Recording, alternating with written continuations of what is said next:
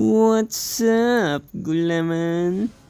Alright, BD tayo ngayon, no? So, ayan, para hindi na kayo humingi ng mga damage test or PvP test. So, dito ko na lang din i-explain kung ano yung nangyari sa Paladin at sa Ignore Defense. Marami kasing mga players na humina yung Paladin nila, yun yung sa tingin nila na nangyari. At syempre meron mga paladin din na hindi naapektuhan doon sa pagbabago na naganap tulad ng nangyari sa aking paladin, di ba? Kasi naka-ready ang ating feathers, no? So kahit tinanggal nila yung 100%, ginawa nilang 20%, di ba? Meron tayong mga feathers na mag-a-apply. So before patch, ang Ignore Defense ko ay around 600 lang. Tapos nung nilabas nila yung bagong patch, naging 1,500 ang aking Ignore Defense. Tapos in-upgrade ko na lang yung iba hanggang maging 1,600. Yan, so kung makikita nyo dito sa PvP, di ba? Goods na goods pa rin ang damage natin. Naka 1 hit 2 hit pa rin. Yan 100k, di ba?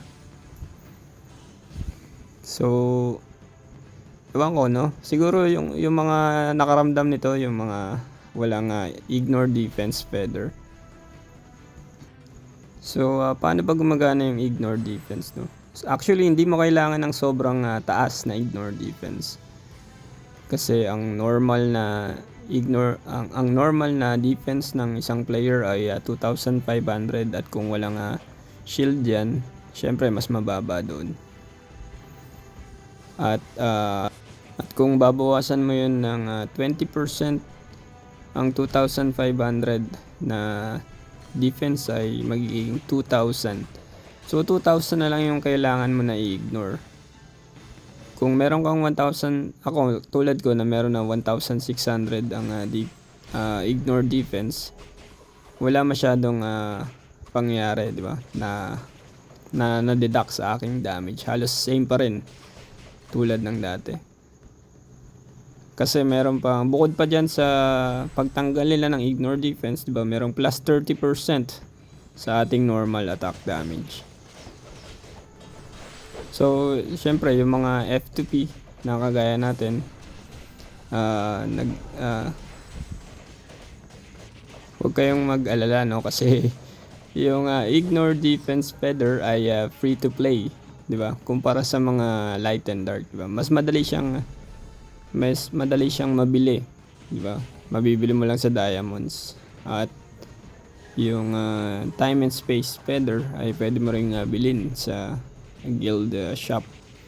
I mean sa guild dungeon doon, basta yung points doon. Kaya kung hindi ka pa nakapag-upgrade ng feathers, di ba? Madali mo lang yan mahahabol. Actually, ang gamit ko lang is yung nabibili sa diamonds dito. Tapos meron akong dalawang space feather na tier 5.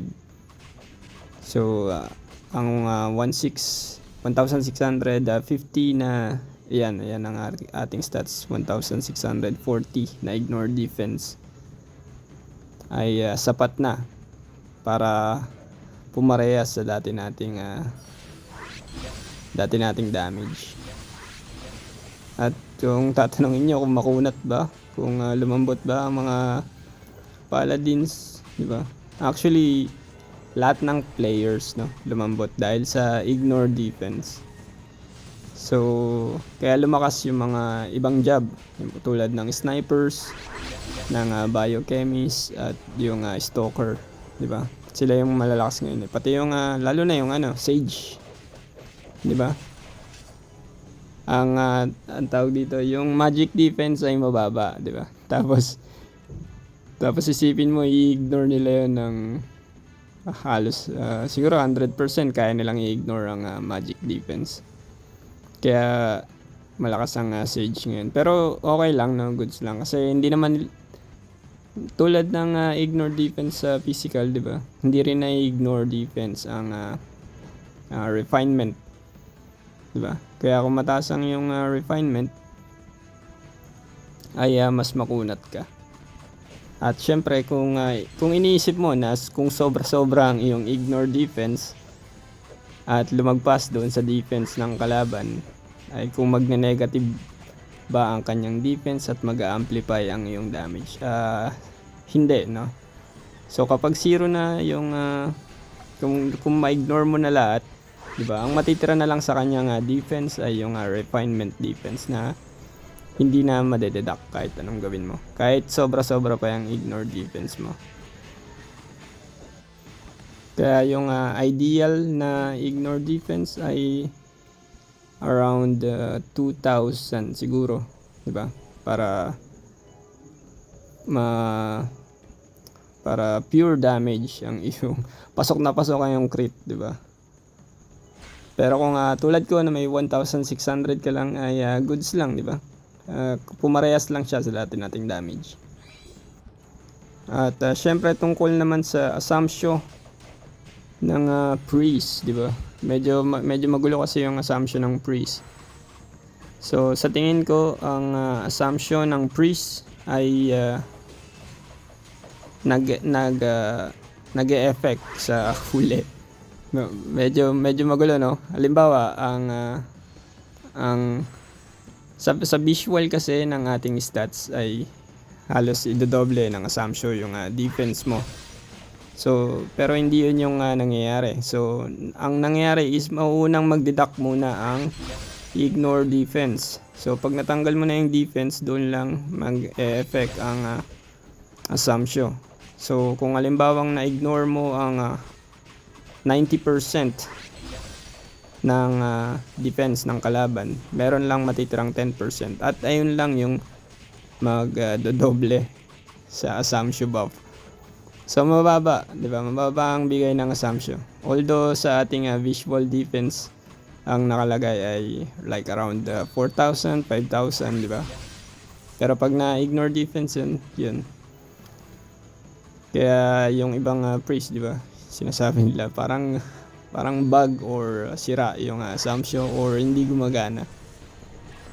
Or yung iba feeling nila mas mataas yung damage na nare-receive nila pag nag-buff sila ng assumption. So yun yung naging effect, no? Yan, umasim kami dito, ubos kami. Yan, wag niyong tularan si gulaman, di ba? Masyadong maasim, naubos tuloy kami dito. So yun lang, no? Kailangan lang natin i-balance ang light and dark feather at ang ignore defense, no? Hindi mo kailangan magsobra-sobra sa yung ignore defense. Kung meron kang 2,000, okay na yun. Okay na yun sa ngayon, Pero syempre, yung iba mas mataas na defense. Hindi ko alam yung ibang defense ng ibang player. Siguro merong defense na 3,000, di ba?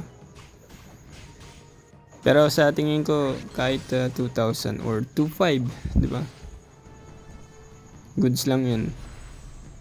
Pero patungkol sa ating defense at sa yan, hindi natin kailangan magpataas ng physical defense, no? Kasi kung merong mga players na talagang mag-build ng pure ignore defense, no?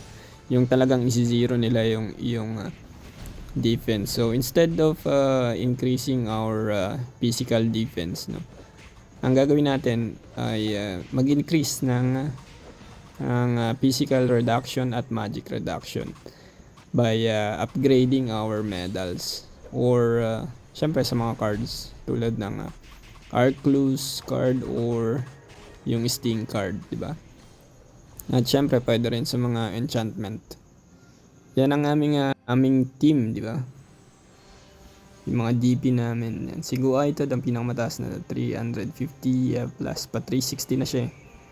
Pero kaming apat dahil pare-pares lang na 340 to 350.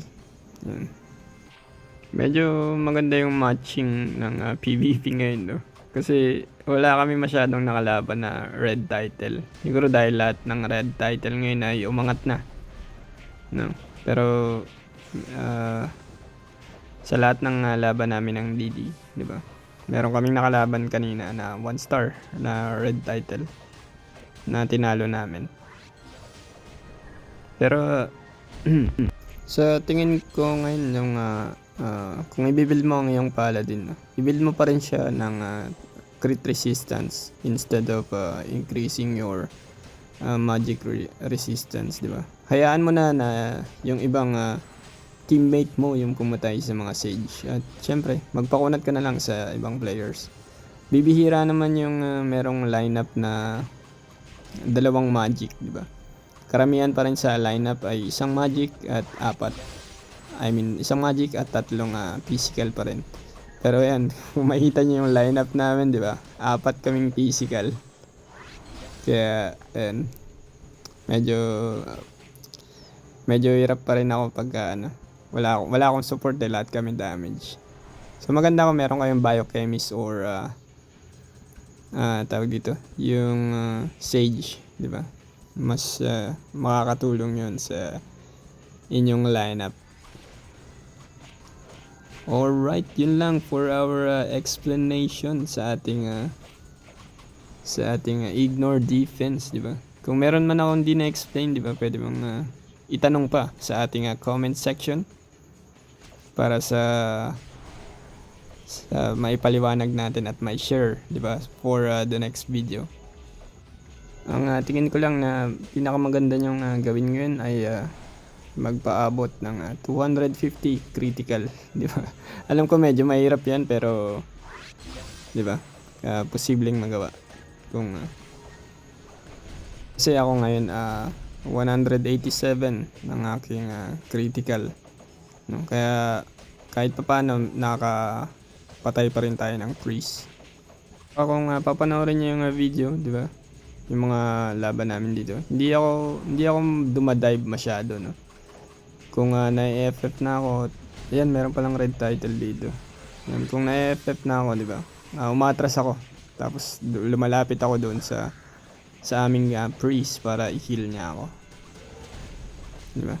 Yan, tulad yan, crucial na halos mamatay na ako, di ba? Atras din, di ba? Hindi laging laban ang laban, di ba? Yan ang mga dapat mga matutunan sa mga moves na pang 5v5, di ba? Kasi kung mamamatay ka na, di ba, pipilitin ka nilang patayin, habulin ka at syempre kung tatakbo ka or kung makakatakbo ka, di ba, mauubos mo yung oras nila, di ba, kakahabol sa'yo, di ba, at syempre lahat sila i-FF ka. Yan lang, no, for mga tricks, di ba? Makikita niyo yung mga pinagkagawa ko tuloy sa DD. Yan. Huwag laban ng laban, di ba? Kailangan mo rin mag-isip.